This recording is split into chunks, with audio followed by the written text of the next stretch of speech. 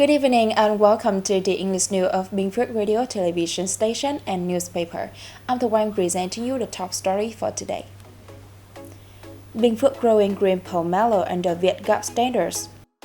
Half of companies to join post-harvest processing reservation by 2025.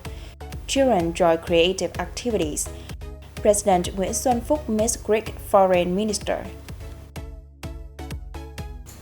Many growers of green pomelo in Binh Phuoc province have begun applying VietGAP standards, which have raised the quality of the fruit, ensure food safety, and are favored by traders. Cultivation prioritizes the use of organic fertilizers, while herbicides are also permitted. Farmers also rely on their experience to ensure the trees bear fruit year-round to meet customer demand. With good seedlings, organic farming techniques, and the application of technical advances, many orchards have posted positive results, producing good quality fruit that protects the environment and is safe for consumption. Green pomelo grown under VietGAP standards sell for high and stable prices of 25,000 to 30,000 Viet Nam dong per kilo or 20,000 to 25,000 Viet Nam dong, depending on the variety. The People's Committee of Binh Phuoc Province recently issued a decision approving a project on the development of a post-harvest processing and preservation system in the 2021-2025 period and visions to 2030, aiming to have at least half of all companies and cooperatives applying modern technologies. At present, 80% of farm produce from Binh Phuoc is sold at cultivation zones. Regarding durians, traders buy at plantations when the fruit are about 70 to 80% ripe, with little processing or preservation done, thereby bringing in modest added value. Post-harvest losses in the province are estimated at 2.68 trillion Viet Nam dong each year, or about 20%.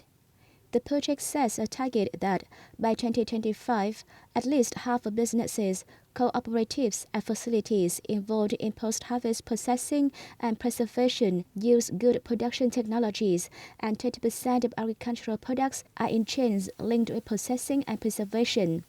By 2030, the rate of companies, cooperatives, and facilities applying advanced technologies is expected to reach 60%, while 35% of agro products will join chains, reducing average post-harvest losses to below 18.6%. An event encouraging children to boost their creativity was held recently at the Thanh Elementary and Secondary School, attracting about 200 children and students from Bình Long town. Themed Bình Long children had fun with rice paintings and coconut leaves. Participants enjoyed magic tricks and played games with prizes. On the occasion, the family of rice painting artisans Quỳnh Vi from Ho Chi Minh City presented an artwork to the school. Children learned how to create rice paintings of flowers, hearts, and animals under the guidance of artisans. At the zone creating works from coconut leaves, artisans made birds, fish, and flowers that amazed the children.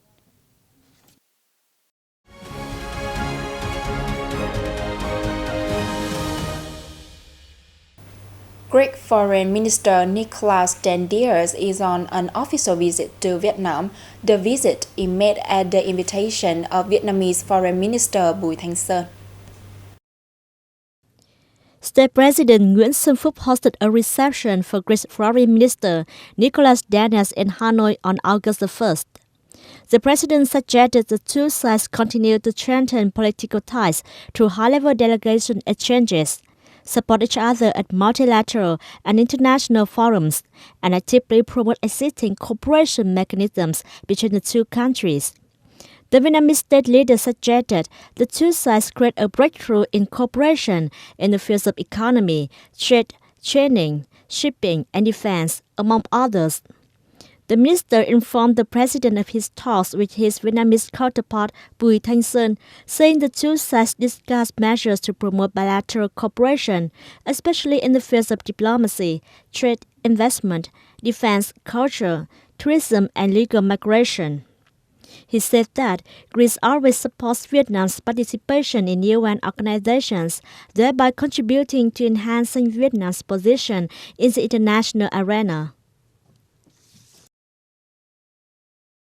Foreign Minister Bùi Thanh Sơn held talks with Greek Foreign Minister Nicholas Daniels on the same day.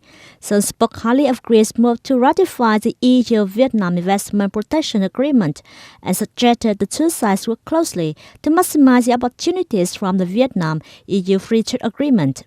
He suggested both sides soon conclude negotiations to move towards the signing of the agreements on shipping and avoiding double taxation. Greece Foreign Minister Nicholas Daniels said he supported Vietnam's move to send Vietnam guest workers to Greece and promote ties between localities of the two countries. He expressed his wish to place a statue of President Ho Chi Minh in Greece. Mr. Nicholas affirmed that he will lobby EU countries to soon ratify the EU-Vietnam Investment Protection Agreement.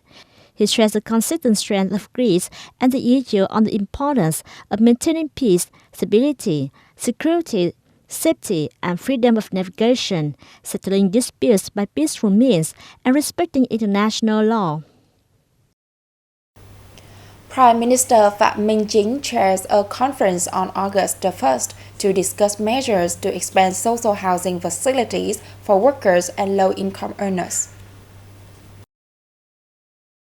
He underlined that the party and state have decided various housing policies and hope to give better care for workers and low-income earners. Currently, 7.8 million square meters of social houses have been under construction, he noted, but pointing that the figure has yet to meet the goal and it has satisfied only part of people's demands. The requirement for more houses for workers and low-income earners is urgent, he stressed. The government leader expressed his hope that through the conference, leaders of ministries, sectors, localities, and construction businesses will clarify shortcomings and difficulties during the social housing development, finding the reasons and giving solutions. According to Minister of Construction Nguyễn Thanh Nghị, to date, over 300 social housing projects in urban areas have been completed with about 155,800 apartments. Meanwhile, more than 400 other projects with over 454,300 apartments are underway. Politburo member, standing member of the Party Central Committee, Secretariat Võ Văn Thường is paying a visit to the Republic of Korea. The following are his activities. On August the 1st, the leading party official of Vietnam was received by Prime Minister of the Republic of Korea, Han Duc-soo. Thường proposed that two countries strengthen relations, including enhancing the exchange of high-level delegations, boosting ties between the Communist Party of Vietnam and Korean political parties, expanding cooperation between ministries, industries, and localities, and promoting Republic Korean investment in Vietnam. Prime Minister Han Duc-soo affirmed that the Republic of Korea considers Vietnam the focus in its policy towards ASEAN. He agreed upon the proposal raised by the head of the Vietnamese delegation. Tuna export turnover in 2022 is expecting to reach about $1.1 billion, up 45% from the previous year, considering a 56% growth in the first 6 months of the year, according to a statistic of the General Department of Vietnam Customs. Tuna export turnover in June reached $90 million, a year-on-year increase of 41%, bringing the value for the first half of the year to over $550 million, a year-on-year rise of 56%. As of the end of June, tuna export value to the U.S. totaled more than $300 million, up 96% over the same period last year. In the review period, Comprehensive and Progressive Agreement for Trans-Pacific Partnership is the third largest export market of Vietnamese tuna exporters after the U.S. and EU. The value of tuna shipped to the PICE member economies reached $68 million, up 50% over the same period last year. However, tuna export turnover to the EU in June decreased by 25% year-on-year to nearly $9.5 million. An art program and ceremony to mark the recognition of the traditional Khai Hạ festival and the calendar of the Hmong ethnic people in Hòa Bình province as National Intangible Cultural Heritage were held in the locality on July 21st. The art program brought to the audience the images of beautiful nature, friendly people, and cultural identity of Hòa Bình province that was staged through music and dance of local artists. Vice President Võ Thị Ánh Xuân said, with its tradition, the Hmong people have created many unique tangible and intangible cultural heritage, contributing to enriching the cultural treasures of 54 ethnic groups. The fact that Khai Hạ are going down the field and the calendar, locally known as the bamboo calendar, were honored as the national intangible cultural heritage associated with wet rice agriculture reflects a high level of development.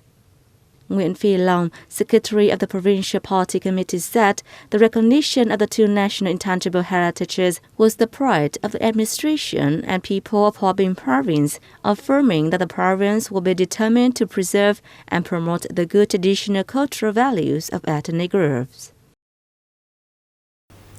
That's all for today. Thank you for being there with us and see you next time.